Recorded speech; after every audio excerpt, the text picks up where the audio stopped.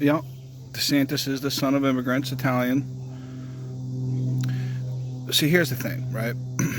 When Italians started coming here, Italians, Greeks,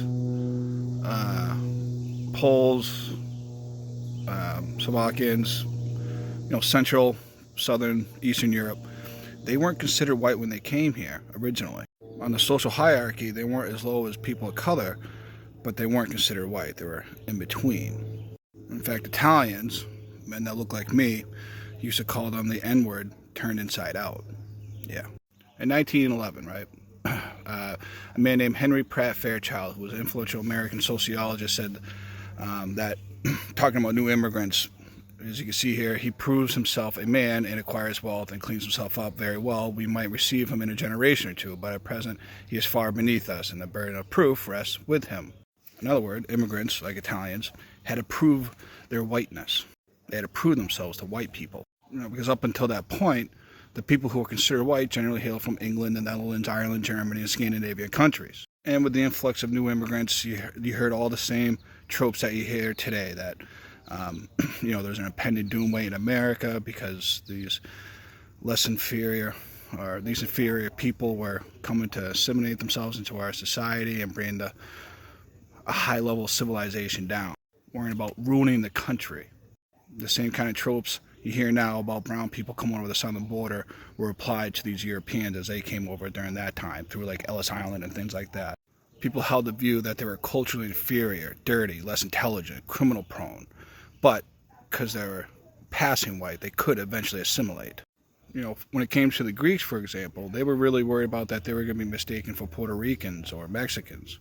In fact, there was a politician in Alabama at the time by the name of J.D. Ross who ran as the white man's candidate, and part of his campaign was Greek disenfranchisement. In Utah, Greek and Italian copper miners were classified as non-white.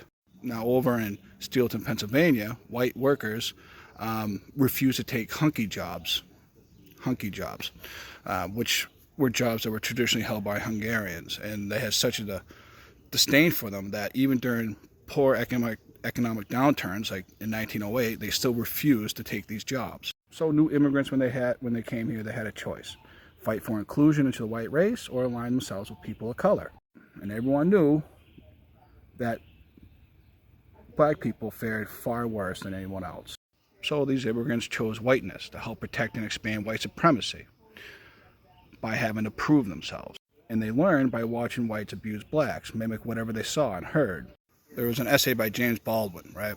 And he talked about how whiteness was made. How did whites become white? Well, that was because, which was explained here, that black women, black men, and black children had no human integrity that those who call themselves white were bound to respect. And in the debasement and definition of black people, they debased and defined themselves.